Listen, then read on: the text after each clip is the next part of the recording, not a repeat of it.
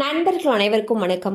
இன்னைக்கு நம்ம இந்த வீடியோல PM கிசான் சம்மன் நிதி 6000 ரூபாயிலிருந்து 10,000 ரூபாயாக உயர்வு என்ற தகவல் வெளியாகி இருக்கு. சோ அதை பத்தி தான் இப்ப நம்ம பார்க்க போறோம். பிரதம மந்திரி கிசான் சம்மன் நிதி திட்டத்தின் மூலமாக ஏழை விவசாய குடும்பங்களுக்கு 4 மாதத்திற்கு ஒரு முறை 2000 ரூபாய் வீதம் 3 தவணைகளில் ஒரு வருடத்திற்கு 6000 ரூபாய் நிதி உதவி வழங்கப்பட்டு வருகிறது.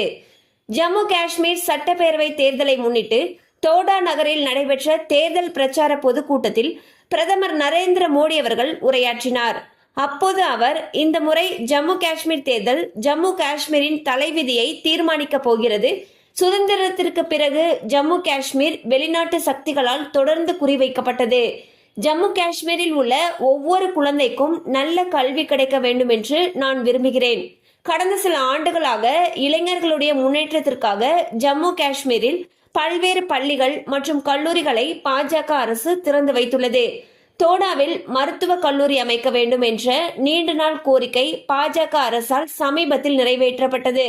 இங்குள்ள இளைஞர்கள் சிறந்த கல்விக்காக நாட்டின் பிற மாநிலங்களுக்கு செல்ல வேண்டிய கட்டாயம் ஒரு காலத்தில் இருந்தது. இன்று மருத்துவக் கல்லூரி, எய்ம்ஸ், IIT ஆகியவற்றின் மூலம் மாணவர்களுக்கான இடங்கள் பன்மடங்கு உயர்ந்துள்ளன. ஏழைகளுக்கு சிறந்த கல்வி மற்றும் சிறந்த சிகிச்சை வழங்குவதே எங்களுடைய உறுதி. ஜம்மு காஷ்மீரில் ஒவ்வொரு குடும்பமும் 5 லட்சம் ரூபாய் வரை இலவச சிகிச்சைக்கான காப்பீடு வசதியை கொண்டுள்ளன. இதனை 7 லட்சமாக உயர்த்த ஜம்மு காஷ்மீர் பாஜக வாக்குறுதி அளித்துள்ளது. குடும்பத்தின் மூத்த பெண்ணுடைய வங்கி கணக்கில் ஆண்டுக்கு 18,000 ரூபாய் டெபாசிட் செய்வதாகவும் அறிவிக்கப்பட்டுள்ளது. அதே போல ஜம்மு காஷ்மீர் விவசாயிகள் பிரதமர் சம்மன் நிதியின் கீழ் 6000 ரூபாய் பெறுகிறார்கள்.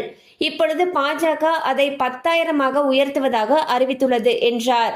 சோ வந்து பாத்தீங்கன்னா ஜம்மு காஷ்மீர்ல நடைபெற்ற தேர்தல் பிரச்சார பொதுக்கூட்டத்துல பிரதமர் மோடி அவர்கள் உரையாற்றினார். அப்போது ஜம்மு காஷ்மீர்ல பாஜக அரசு என்னென்ன நன்மைகள் செஞ்சிருக்கு, இன்னும் என்னென்ன விஷயங்கள் ஜம்மு காஷ்மீருக்கு வரப்போகுது அப்படிங்கறத பத்தி உரையாற்றினார். அப்பொழுது PM கிசான் திட்டத்தை பத்தியும் அவர் கூறினார். அதுல என்ன சொல்லியிருந்தாங்கன்னா, பிரதமர் சம்மன் நிதியுடைய 6000 ரூபாய் நிதி உதவியானது 10,000 ரூபாயாக உயர்த்துவதாகவும் அறிவிச்சிருக்காங்க.